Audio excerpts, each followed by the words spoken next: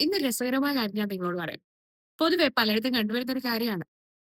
നീ ഇപ്പോ കല്യാണം കഴിച്ച് ഞങ്ങളുടെ അടുത്തേക്ക് വന്നു, അല്ലെങ്കിൽ ഞങ്ങളുടെ ഫാമിലിയിൽ വന്നു. ഞങ്ങളുടെ രീതിക്ക് നീ ചെയ്യണ്ടേ?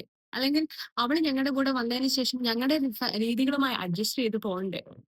ഇങ്ങനെയുള്ള ചില തോട്ട്സുകള് അല്ലെങ്കിൽ ഇങ്ങനെയുള്ള ചില രീതികള് ഇപ്പോഴും എക്സിസ്റ്റ് ചെയ്യുന്ന ഒരു സമൂഹത്തിലാണ് നമ്മളിന്ന് ജീവിക്കുന്നത്, അല്ലെ? മറ്റുള്ളവരെ ചേഞ്ച് ചെയ്യാൻ വേണ്ടി ശ്രമിക്കുന്നതിന് പകരം ഒന്ന് ആലോചിച്ച് നോക്കിക്കേ. അവർ ഇത്രയും കാലം ജീവിച്ചിരുന്ന ഒരു സാഹചര്യം വിട്ട്, അവരുടെ ചുറ്റുമുള്ള ആൾക്കാരെ വിട്ട് അവർ നിങ്ങളുടെ ലൈഫിലേക്ക് വരുമ്പോ അവർക്ക് വേണ്ടി കുറച്ച് സ്പേസ് കൊടുക്കുന്നതിൽ തെറ്റുണ്ടോ?